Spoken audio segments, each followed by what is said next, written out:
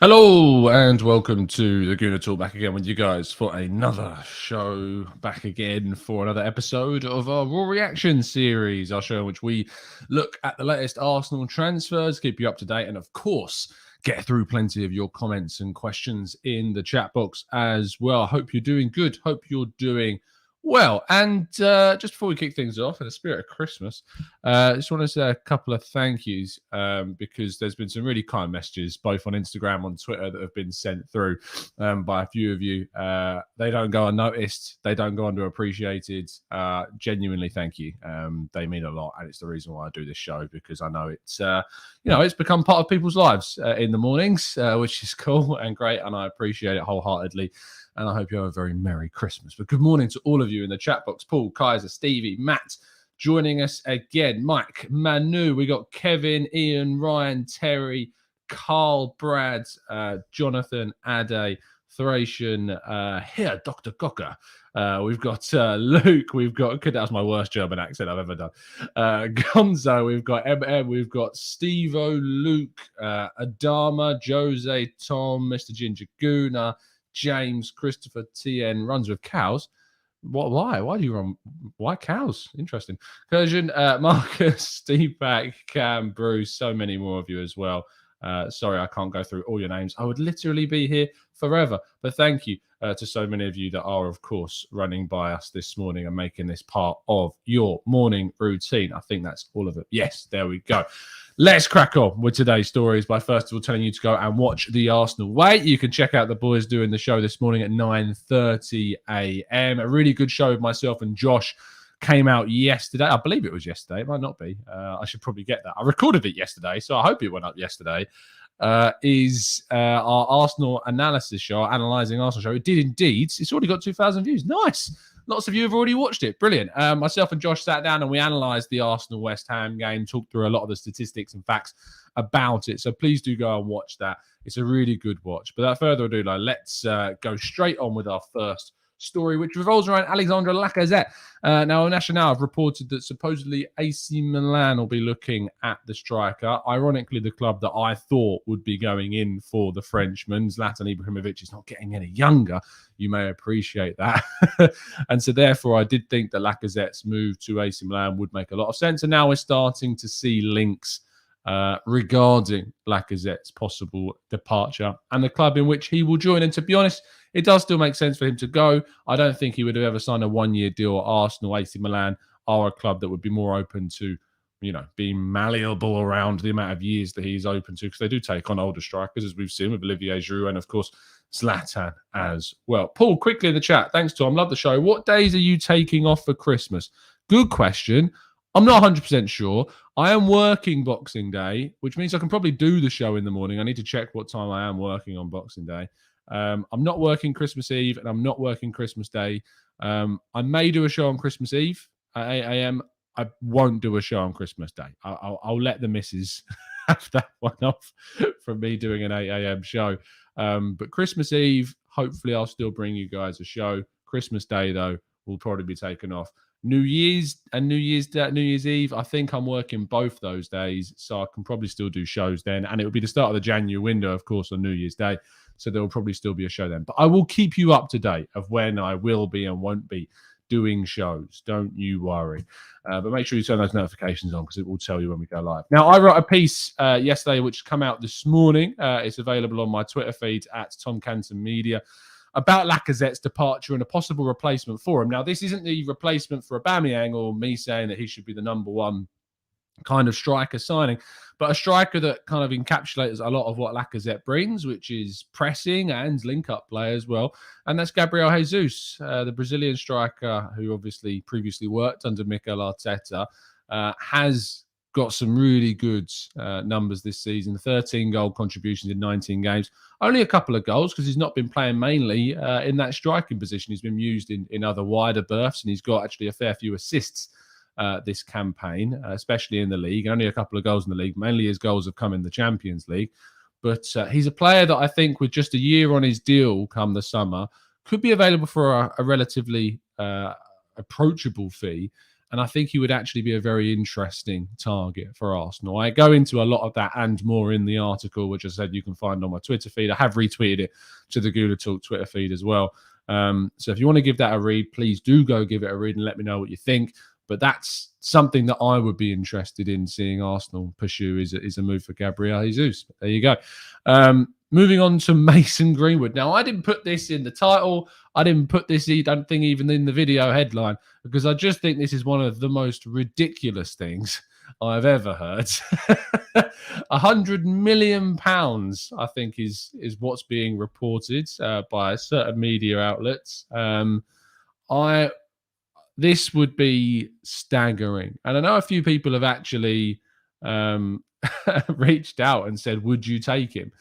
And yes, absolutely. Of course, I would take Mason Greenwood. He's a brilliant, brilliant footballer. But it's just not going to happen. It's just not going to happen. According to El Nacional, Mason Greenwood is unhappy at Man United and has emerged as a shock target for Arsenal. Report claims that the Red Devils value Greenwood in excess of £100 million. Now, we ain't about clickbait. We ain't putting him on the head. We're not putting him on the thumbnail. We're not putting him in the video title because I'm sorry, this is never going to happen. This is never, ever going to happen. Yeah, Arsenal, for one, Man United ain't selling him to Arsenal. Two, we're never spending £100 million plus on a player like Greenwood anyway. And three, it's never going to happen. So there's just no chance. But I appreciate those that ask me if I would take him. Absolutely. Is it happening? No, it's just not going to happen.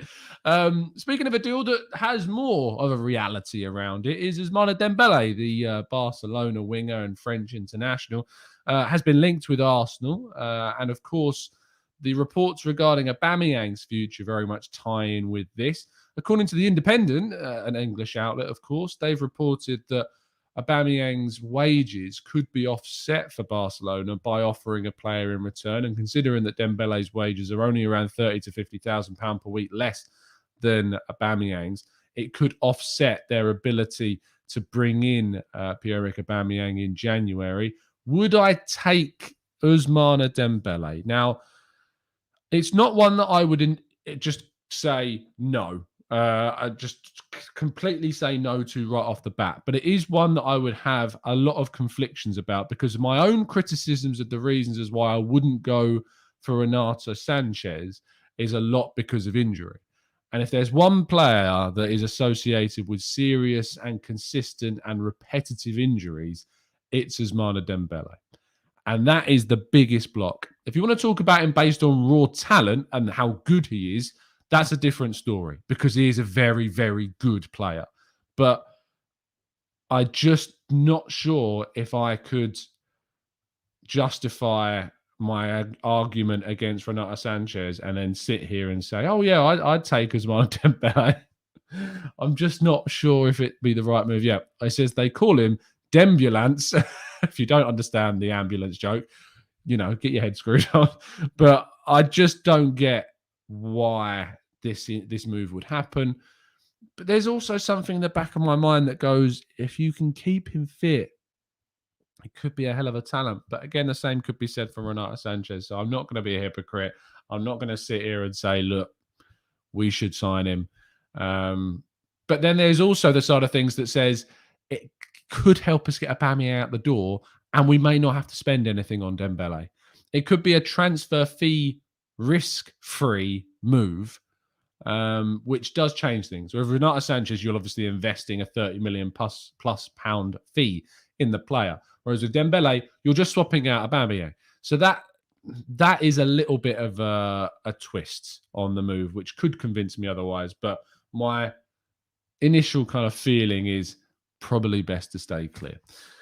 Finally, or penultimately, the final player that we've been linked with this morning, courtesy of Italian media, is Artur Melo, the Brazilian central midfielder for Juventus, who I believe is 25? Just doing a quick check. He's 25 indeed. Worth a supposed £31.5 million, according to Transfermarkt. Current deal expires in 2025, so you're going to have to pay a significant fee for him. He's currently out of favour at Juventus. He had surgery at the beginning of the season, which meant he missed the first 6 games, but he's barely featured in the game since. He's mainly been on the bench for Juventus because they have a midfield now of Bentancur and Locatelli. They've got Adrian Rabiot. They've, of course, got Aaron Ramsey, although he's looking like he wants to move away as well. They've got plenty of players in that midfield, and he simply isn't getting into things right now, which if you're not getting into this Juventus team, when you consider they're not doing very well, is that a good sign as a player that we should be going for? I'm not sure. However, he is very highly rated and was previously very highly rated. Barcelona fans absolutely loved him until the club moronically decided to swap him for Miralem Pjanic for some reason. But as a technical midfielder, very good. He can play deeper in the midfield. Could be a person that really plays kind of that. I don't want to use Santi Cazorla as a comparison, but he's not kind of your DM of DMs. But he is someone that can play in a pivot and can be very technical and can move the ball forwards and is a good passer. So all of those things, I think, would make him quite a good partner for either Xhaka or Partey or Lokonga. So I would be very interested in that and in bringing him to the club if we can get kind of, a decent figure for him. But it would depend on the fee and it would depend on his injury history. But at the moment he is fit. He's just not playing for Juventus right now. So it's certainly one to keep an eye on. Now, the last news is it's a little bit sensitive, and I know a lot of people don't like discussing this, and a lot of people have a lot of strong views about this. So what I would say is just a caveat before I go into any of this. Anything I say on this is my opinion, and it's just how I feel about it. You've probably seen the postponements that are going on at the moment because, of course, the amount of positive tests that are being experienced across the league. Currently, Arsenal aren't affected in any of the 5 weekend postponements. However, Leeds United are pretty bereft of players. Now, this isn't because of illness. It's actually because of an injury crisis of one I've never quite seen in the level that it is, because the amount of players that Leeds are without is quite staggering. And it's not to do, as I say, with illness. It's just to do with injuries. But it does fall in a very coincidental period. To do with this period, it is my opinion that a week or 2-week suspension of the league with a bubble situation whereby players would quarantine for those 2 weeks to kind of, circuit break things in the league to avoid these continual stack-ups of postponements would make quite a bit of sense. It might be difficult logistically to sort, but it's just my opinion that I think for the long-term ability to play more games this season, a 2-week circuit breaker would probably be the best thing, with obviously bubble quarantines going on. It would allow players to see their families at Christmas, you would think, as well, if they can stay within their family bubbles and they didn't, go out and stuff. But that you're asking a lot of the players, I'm sure.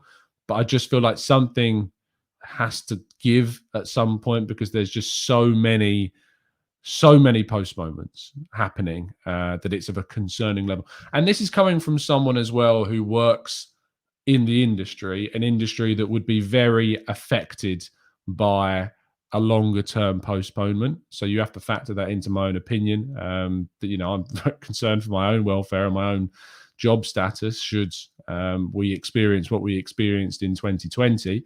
So that's always going to factor into my view. But I still believe that a circuit breaker might be the best course of action for the league to take ahead of Christmas, and then maybe to push the fixtures back. But it's very difficult because you have to consider that because of the World Cup next year, the season will start much earlier in 2022. So it's going to it could lessen the periods between this season and next season, which for some people would say great, but players do need to recover.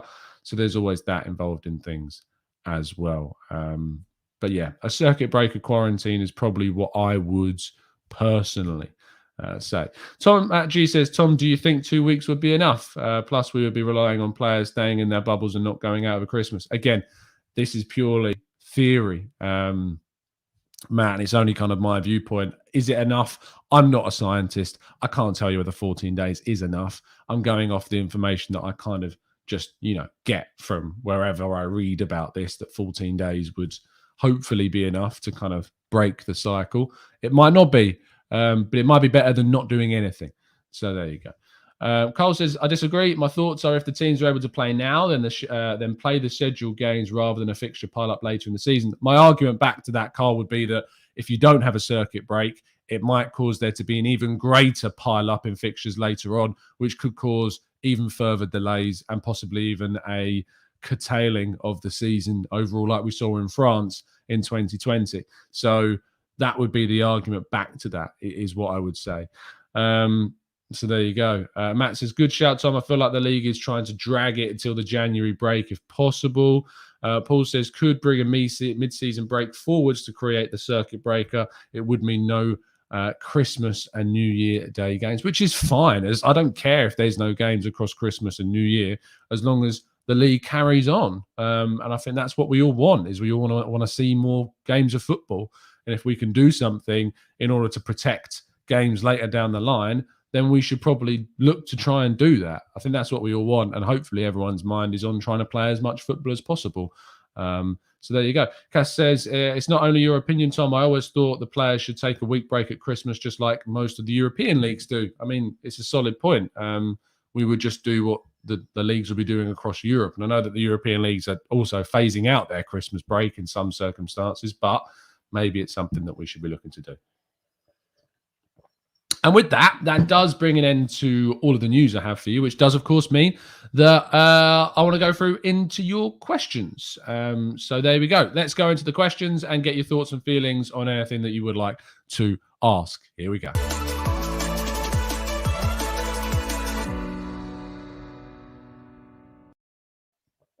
Okay, let's jump into the chat box. Manu says, I loved Arthur at Barca. The swap deal was a madness because of the finances it needed to be done. Would you take him? Could he adapt? And how is his toe? I don't know how his toe is. I don't know what this is. What's this about his toe? Is there an issue with Arthur Melo's toe? Why would there be an issue with Arthur Melo's toe? I don't know. But just having a quick look at his injury history, let's have a look on Transfermarkt and see stats, injury history. And I mean, he's missed 8 games this season for Juventus at the start of the campaign because of surgery. He had a leg injury at the end of the 2021 season, which he missed 7 games, missed 2 games with a hamstring injury. And then he had 1, 2, 3, 4, 5, 6, 7, 8, 9, 10, 11 injuries for Barcelona. But these were injuries like 1 game missed, 1 game missed, 1 game missed, 1 game missed, 1 game missed. So it's just like 1 game being missed because of a knock. It's not serious injuries happening. So it's not like a Renato Sanchez or an Ousmane Dembele situation. He's only getting missing games because of a knock, because he plays a very kind of dribbly, technical, drawing a foul kind of game. So I like him. I would happily have him. And I think he's a player that would certainly improve on our midfield. Matt G says, what do you think is the best and one of the worst things Arsenal could do in the January window? Good question. One of the best things is, of course, sign a marquee world-class player either in midfield or in the striking position. That's kind of the really good thing that we could see. I need a haircut. Jeez, this is long. I was looking at myself at the screen like, this is silly. I'm getting it cut today.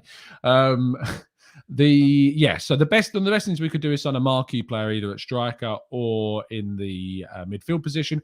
The worst thing that we could do, I suppose, is not sign anyone. That could be one of the worst things that could happen. The worst, we could offer a player a contract that we shouldn't offer a player to, or we could bring in on a permanent deal someone who just wouldn't fit what we're trying to do, probably like an aged player on a permanent deal, like Ramsey on a permanent deal, maybe. Yeah, one of the worst things we could do. Possibly some of those. John says, have you thought about being a football equivalent of the Yule log and broadcasting for 24 hours? Mate, let me explain something. Already, when I say I'm doing a podcast, you should see the look on the missus' face. I do a show every single day at 8 a.m., which is already quite a commitment.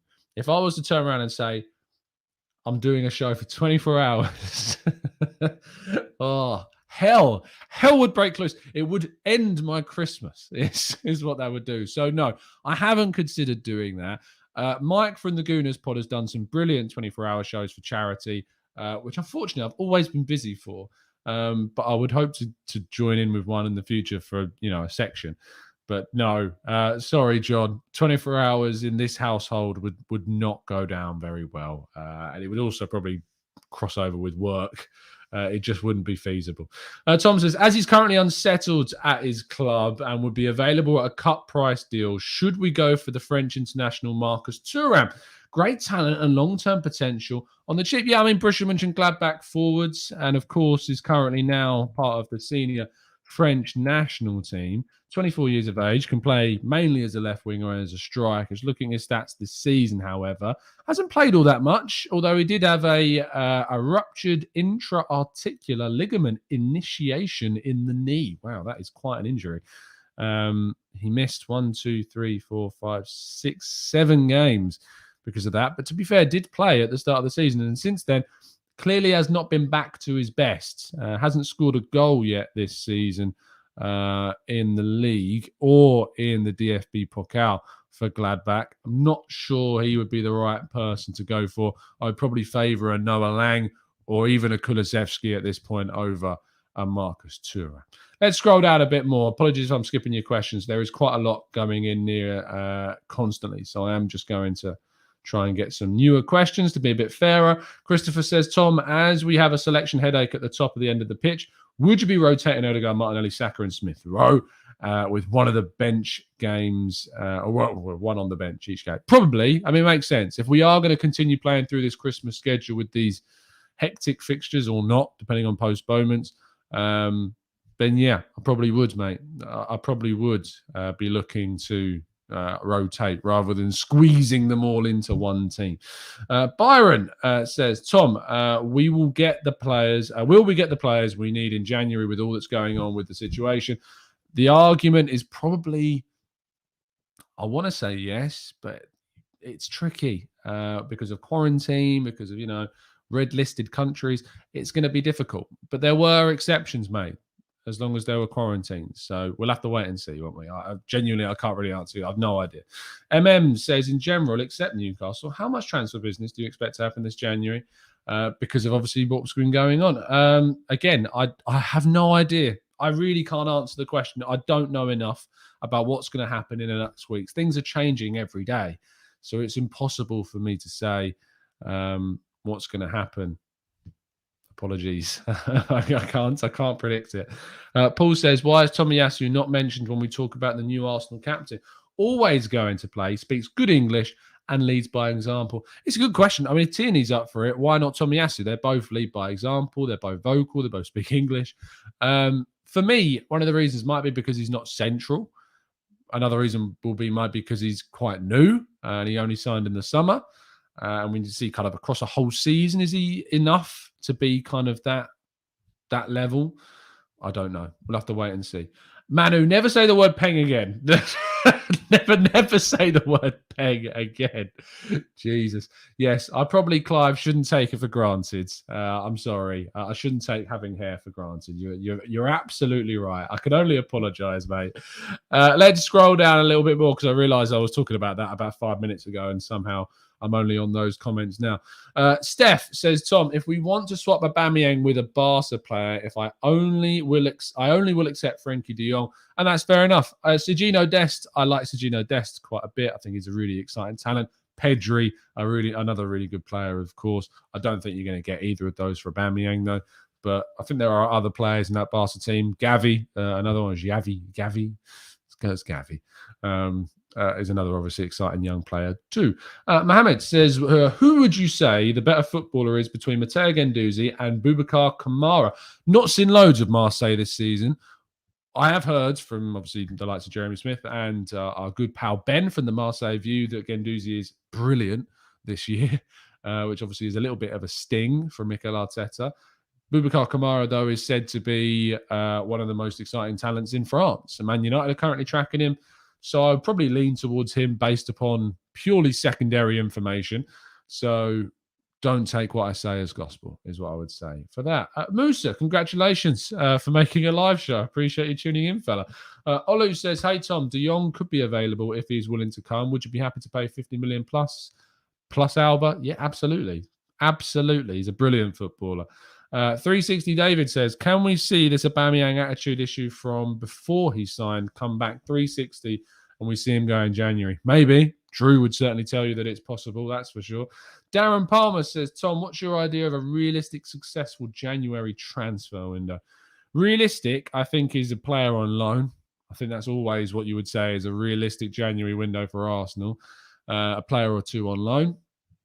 I think that's what you would see probably in central midfield. Maybe with the Aubameyang situation, things will change regarding a striker. But my expectation is for, as I have said for some time, a midfielder on loan. Although saying that, with the news that the AFCON could be postponed, maybe that no longer happens. It does depend on that. That is certainly a way. Jonathan, I love that you correct my pronunciation by literally just writing his name. As if that's going to help me pronounce his name any better. I did have a great a message from Tom O, who's one of our regulars, who was telling me how to better pronounce the Nigerian pronunciation of Balogun and Okafor, who plays for Red Bull Salzburg. I hope I've done those names justice. I always try and pronounce names as better. And if you think I'm pronouncing something wrong, you got to come and tell me. I'm not so stuck up that I'm not going to accept pronouncing someone's name wrong. So please do tell me. So it's Balogun and Okafor. So try my best to pronounce names better. Dawal says, which player would you want Arsenal to sign as a replacement for Aubameyang? I don't think Arsenal can pull off a signing like Vlahovic. What's your view on Patrick Schick? Patrick Schick's having a fantastic season. If you said that we were signing him, I would be very, very interested. I like Yusuf Enesri, although saying that, he's not, I don't think he's playing all that much recently. I haven't actually been able to catch many Sevilla games because of the frequency of Arsenal fixtures. Is he still injured? He's still injured, unfortunately. Yeah, he's suffering with a muscle problem. He started off the season really, really well. But yeah, again, has kind of fallen away because of a muscle problem. So that's a shame. It seemingly hasn't yet cost Sevilla too much in the table, which is obviously great for them. But unfortunately, Enesri is not someone we can really watch right now. And then in terms of other options, Alexander Isak, of course, Dominic Calvert-Lewin is always someone that I would like us to bring in. And as I've mentioned earlier, maybe as less so of an Aubameyang replacement, more so as a Lacazette replacement, Gabriel Jesus from Manchester City. Contract expires in 2023. Maybe something we could take advantage of. Kirshen says, how much can we sell Pepe for? Is it a good idea to sell him in January? Pepe was overrated and we overpaid. One season wonder. I doubt you'd get more than 25 to 30 mil. I just don't see who's going to pay more than that and the wages that he has. I just don't see it. Alan says, do you think Arsenal lack ruthlessness? We could have had more goals. We got a free space. Still, we tried to pass. Do you think it is the philosophy of the team or a lack of confidence?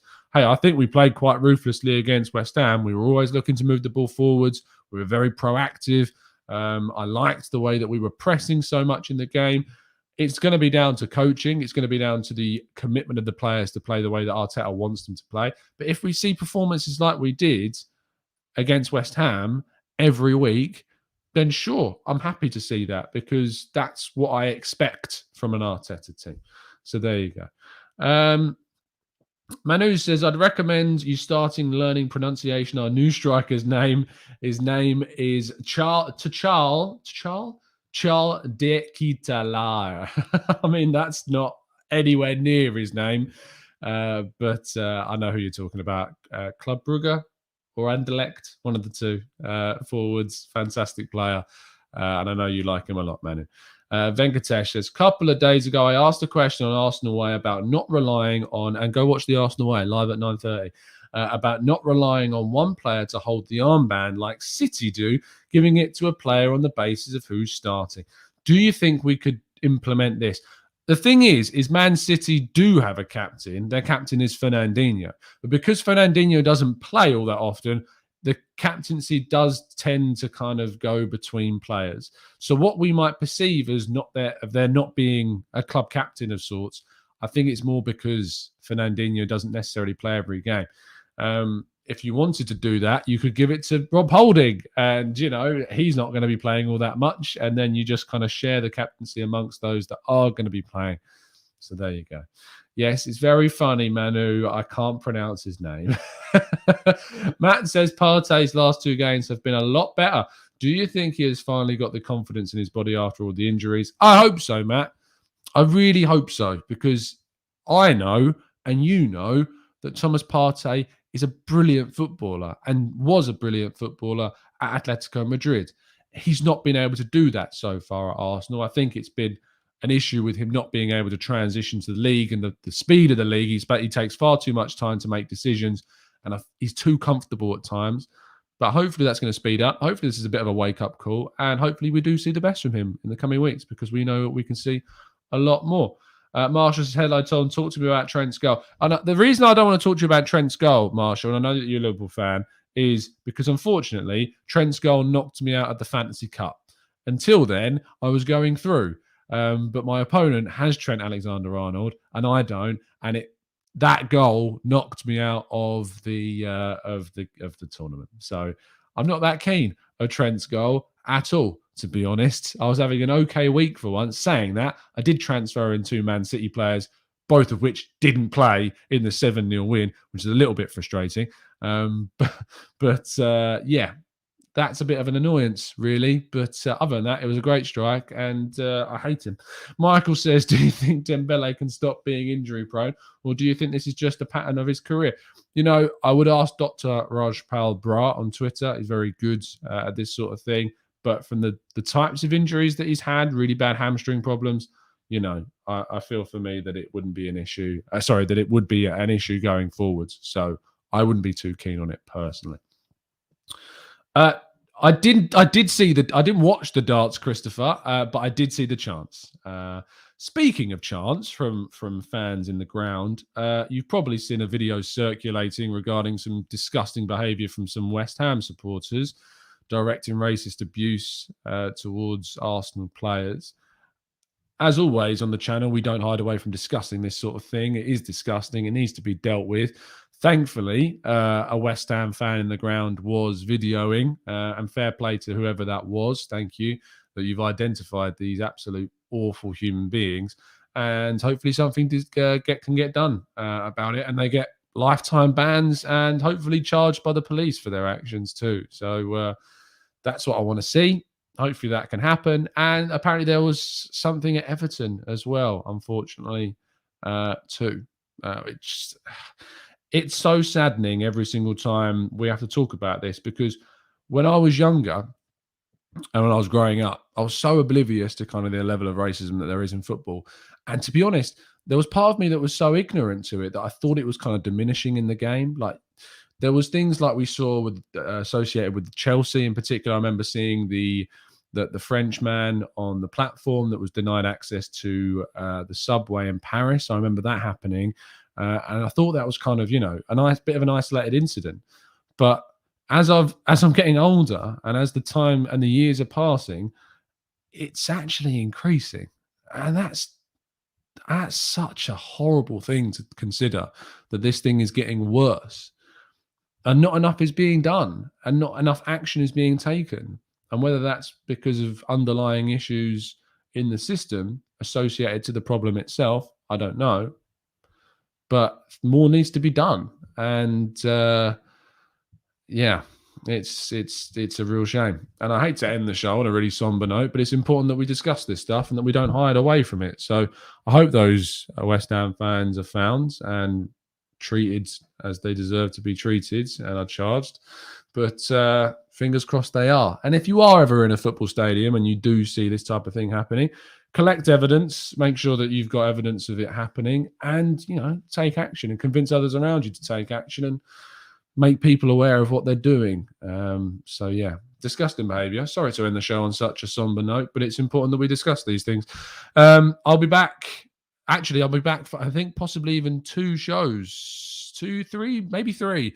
There definitely, hopefully, will be a preview. Members in the Discord server, hoping to do a preview show about 4 p.m.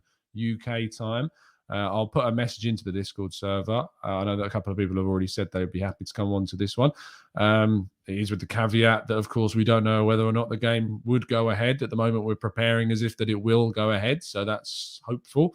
Preview show probably about 4 p.m. UK time, and then at 5 p.m. on Harry's channel will be the Canton and Simeon show today. So make sure you tune in at 5 p.m. on Harry's channel, and we'll be discussing a lot about what's been going on. A lot of positive things to talk about, which is great, and looking ahead to the Leeds game on Harry's channel as well for the Canton and Simeon show. So please do make sure you tune in for that. We will end things there. Have a fantastic day, and I'll see you very, very soon. And as always, up the Arsenal.